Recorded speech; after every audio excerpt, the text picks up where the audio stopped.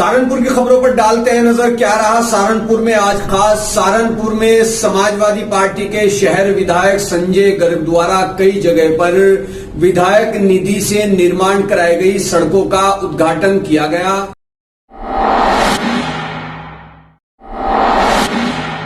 उद्घाटन किया ये आज ये न्यू सुदर्शन नगर में एक सड़क का उद्घाटन जो बहुत ही बुरी हालत में था, उसके विधायक निधि से का निर्माण हुआ है। उसके अलावा एक बीज गोदाम पे उद्घाटन का प्रावधान है। एक सिमेट्री जो क्रिश्चियन की चर्च है वहाँ पर सड़क के निर्माण का उद्घाटन है और एक गिल कॉलोनी में।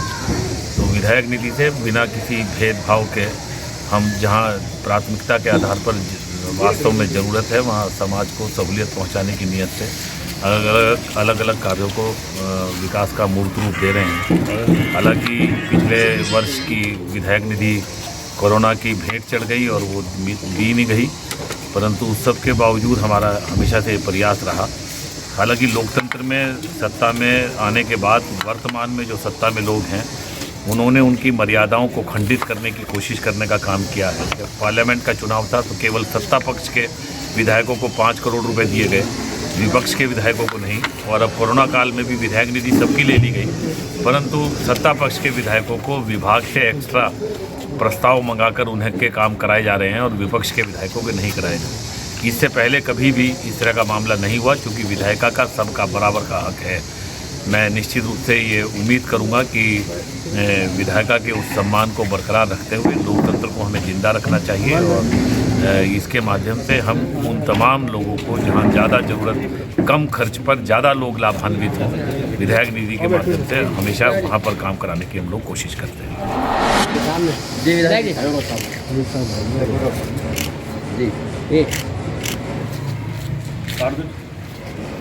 अखिलेश यादव जिंदाबाद।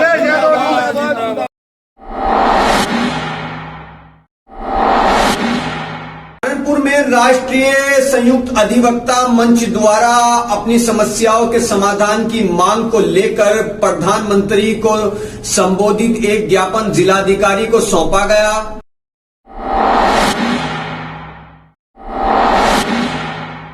गुप्ता एडवोकेट, आज क्या मामला? राष्ट्रीय संयुक्त अधिवक्ता मंच का संरक्षक। हमारी 3 मांग है। सबसे पहली मांग हमारी ये है कि पूरे भारतवर्ष में जो अधिवक्ता साथियों की सुरक्षा के लिए अधिनियम तत्काल प्रभाव से लागू होना चाहिए। नंबर 2, 60 वर्ष पूर्व जो अधिवक्ता कर चुके हैं उनकी पेंशन बननी चाहिए। नंबर 3, पूरे भारत में जितने भी अधिवक्ता हैं उनको मेडिक्लेम और बीमा पॉलिसी लागू होनी चाहिए। ये हमारी 3 मांग है। हमने ज्ञापन दिया डीएम साहब को प्रधानमंत्री जी को संबोधित करते हुए। क्या कहा? उन्होंने आश्वासन दिया है कि आपका ज्ञापन भेज दिया जाएगा और मांग को पूरा विचार किया जाएगा। अधिवक्ता सुरक्षा अधिनियम तत्काल प्रभाव से। वकील साहब एक बार इधर देखते बता दो जरा क्या मामला। 60 वर्ष पूर्ण कर चुके अधिवक्ताओं के लिए पेंशन की व्यवस्था कराई जाए। अधिवक्ताओं के लिए पूरे भारत में मेडिकल क्लेम पॉलिसी व बीमा पॉलिसी लागू की जाए।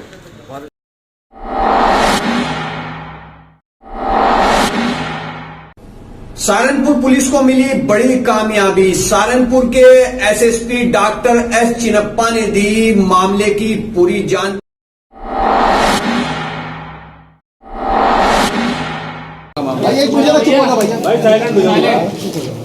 बताइए क्या मामला है।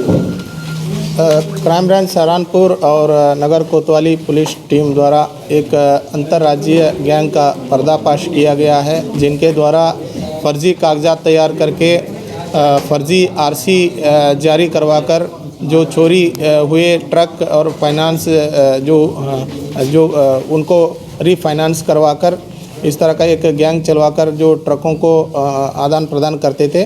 तो इस तरह का एक गैंग को पकड़ा गया है। इस गैंग में कुल शामिल 10 अभियुक्तों को अभी तक गिरफ्तार किया गया है और इनमें से 7 ट्रक बरामद हुए हैं।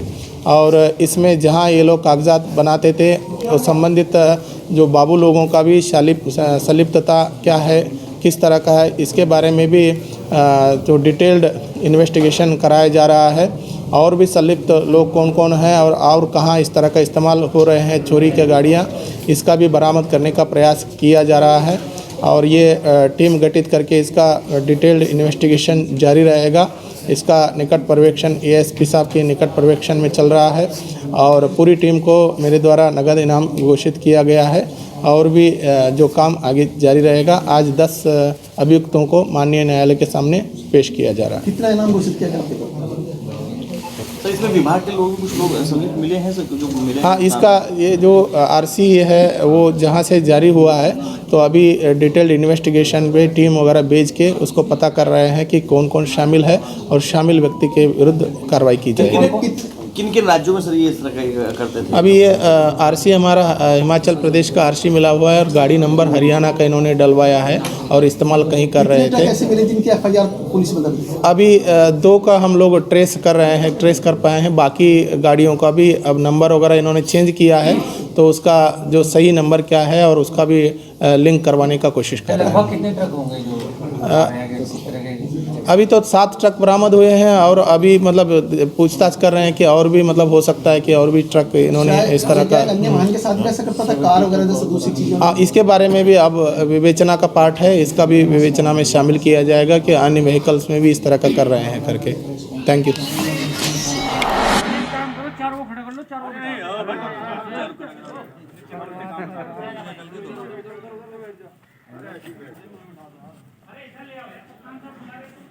अरे रुक जाओ भैया, वहाँ कहाँ जगह है?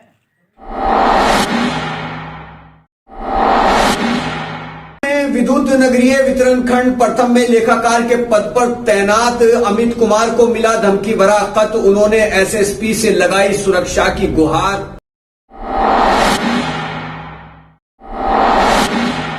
नाम और अपना पद बता। यहाँ को रास्ता नहीं है। मेरा नाम अमित माहेश्वरी है। मैं यहाँ बिजली विभाग में अकाउंटेंट के पद पर काम करता हूँ। माहेश्वरी जी, क्या मामला हुआ आपके साथ, क्यों आए हैं कप्तान साहब को? ये 13 तारीख को एक्शन साहब थे नहीं, उनकी टेबल पे कोई एक लेटर रख गया। जब वो आए उन्होंने देखा कोई लेटर रखा हुआ मेरे नाम से है तो मुझे बुला के उन्होंने लेटर दिया और जिसमें ये शहर छोड़ने 72 घंटे में शहर छोड़ दो, नहीं तो जान से मारने की धमकी लिखी हुई थी। फिर हम इसमें कप्तान साहब को एसएसपी साहब के पास गए थे, उन्हें भी पूरी बात बताई, मैंने कार्रवाई का आश्वासन दिया। फिर 3 तारीख को फिर से ही ऐसा ही हुआ, जब एक्शन साहब नहीं थे और फिर वो एक लेटर रखा मिला, वो देखा, खोल के देखा, उसमें फिर ये लिखा था कि आपकी 72 घंटे का समय निकल गया, लेकिन आपने इस बारे में कुछ सोचा नहीं और इस बार आपकी पत्नी और आपको पूरी मतलब आपको उनकी ज़िंदगी प्यारी नहीं है, अपनी और अपनी पत्नी की ज़िंदगी प्यारी नहीं है। किस बात को लेके धमकी में? अब इसका एग्जैक्टली तो नहीं पता कि किस बात पे है, लेकिन एक विभागीय जांच चल रही थी, उसमें मैं जांच अधिकारी था, उससे ही संबंधित संदिग्ध उससे ही लगता है।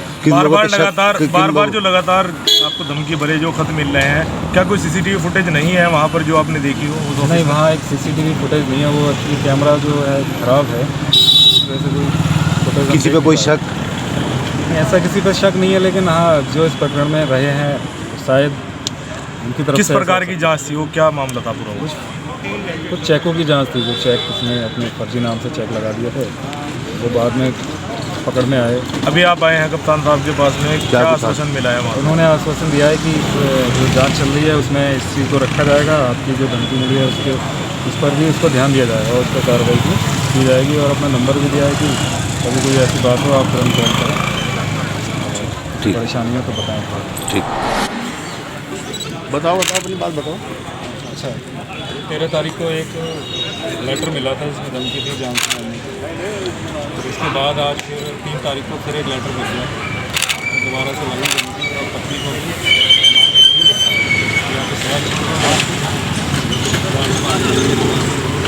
किससे मिले आप? अभी हम 13 तारीख को एसएसपी साहब के घर में, फिर आज दोबारा से हम एसपी सिटी साहब से मिले और उन्होंने आश्वासन दिया है कि इस पर कार्रवाई